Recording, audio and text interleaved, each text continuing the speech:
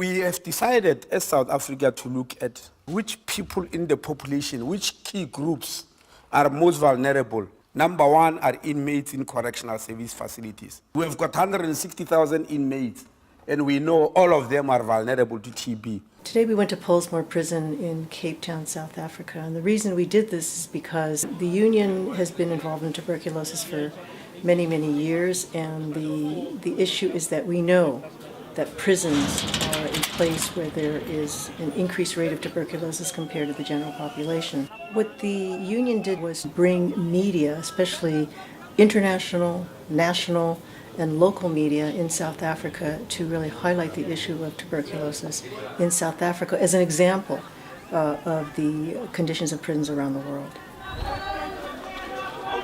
I think it was very important that as media we go into Pollsmoor Prison and see what's going on there and come back and tell and show people what exactly is happening.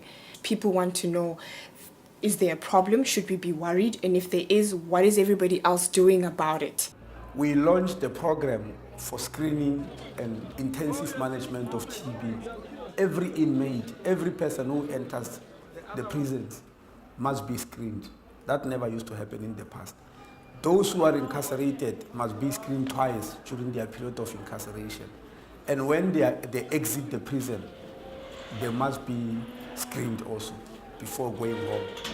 It's not just doing business as usual, but using the highest level of technical skills that we have now in terms of diagnostics.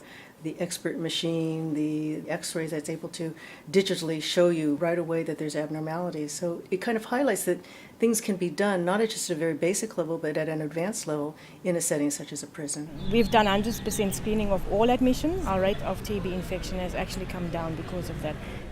More offenders are identified that are having TB, including HIV, and they are put on treatment immediately, including those that are MDRs and XTRs. I was coughing for 4 weeks, but I didn't go to the clinic. I was outside.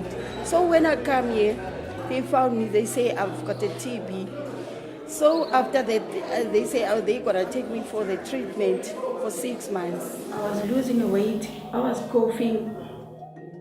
I think that's the story, that there's access to healthcare anywhere and that access to healthcare is needed everywhere. So I think for me what was important about the visit today and what was important to cover the story is to understand the lives of the inmates. How are they affected by TB? To what extent are they getting treatment? And most importantly, how do they feel about that? I'm feeling better now. I'm feeling healthy because I'm finished my treatment this month. I feel very better and I'm glad I'm TB-free and I have a healthy body. The reason why the union did this media tour is to really shine a light on the particular issue. This is a high-risk group.